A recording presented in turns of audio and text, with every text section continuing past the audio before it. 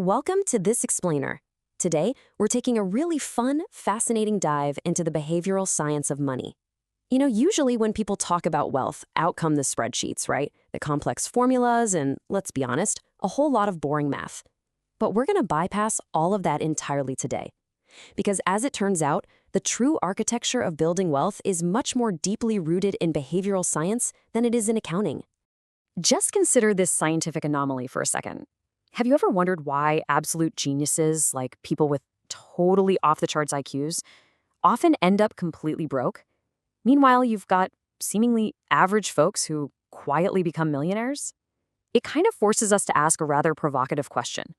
What if money actually has absolutely nothing to do with intelligence? Well, the answer to that is our core thesis for today. Money has almost everything to do with behavior.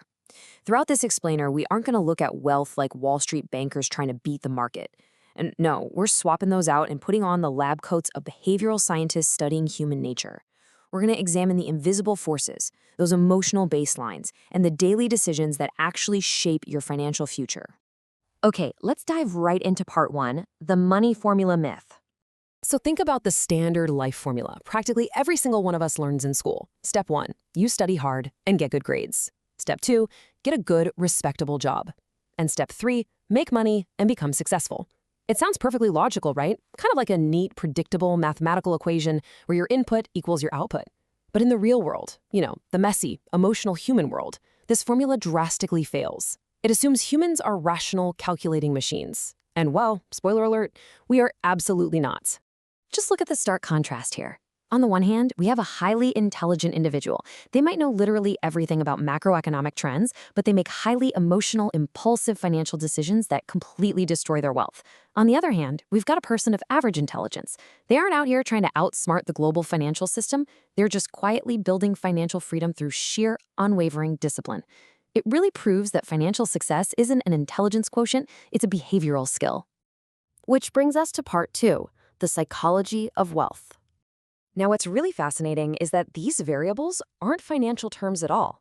Fear, greed, envy, pride, comparison. We so desperately want to think of money as just numbers and logic, but these 5 psychological variables dictate global markets way more than formulas or investment strategies ever will. These emotions, they're the true, raw driving forces behind our financial behavior. Just think about the great irony of human nature. When the market goes up, people inevitably get super greedy and buy at the absolute peak, all because they don't want to miss out. But then, when the market goes down, they completely panic and sell everything at the absolute bottom out of pure fear.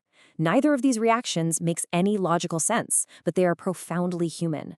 Our illogical emotional baselines are constantly overriding even our most rational financial plans. So, understanding human psychology is infinitely more valuable than just understanding finance.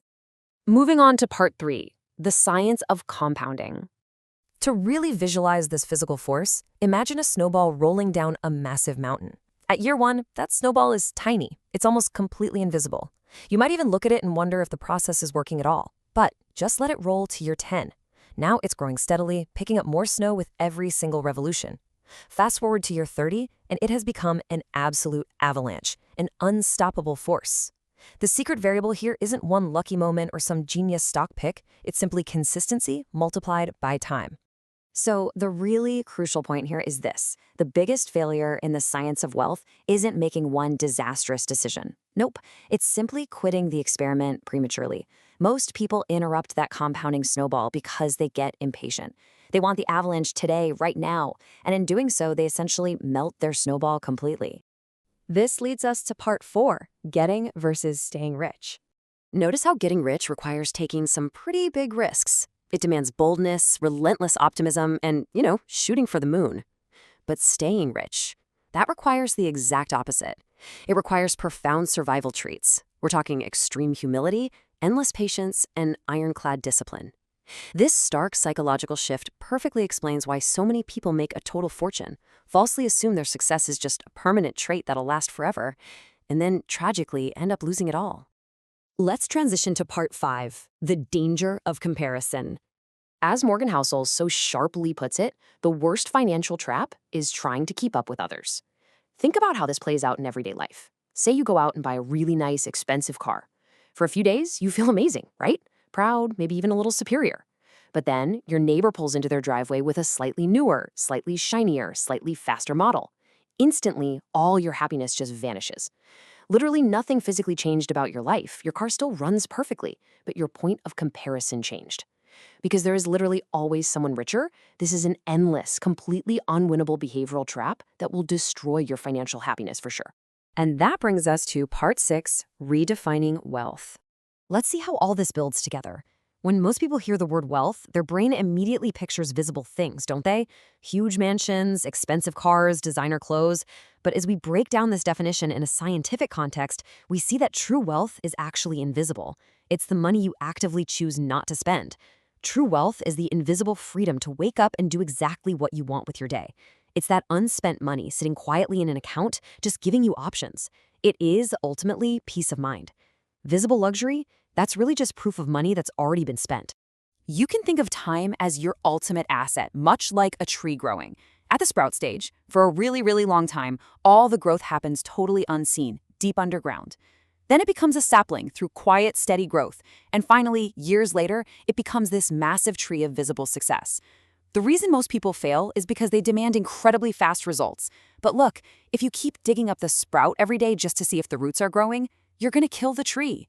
You absolutely have to have the patience to let your invisible wealth build quietly in the dark before it ever sees the light of day. Finally, we arrive at part 7, the concept of enough. And this brilliantly illustrates the great paradox we all face. Wealth is not about having more. It's actually about needing less. If you continuously move the goalpost, constantly demanding more money, more success, more everything, you're never actually going to arrive at your destination. There'll just always be more to chase.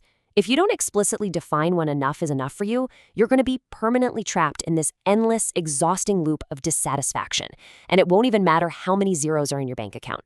Which leaves us exactly here at the end of our behavioral explainer. So I want to leave you with this to think about. What is your money actually for? Is it merely for status, for competition, for buying visible luxury just to impress people you don't even really know? Or is it for something deeper? Is it the ultimate tool for engineering your own freedom and securing your peace of mind? You see, the math can never answer that for you. Only your behavior can. Thank you so much for diving into this fascinating subject with me today, and I really hope this changes how you approach your very own financial psychology.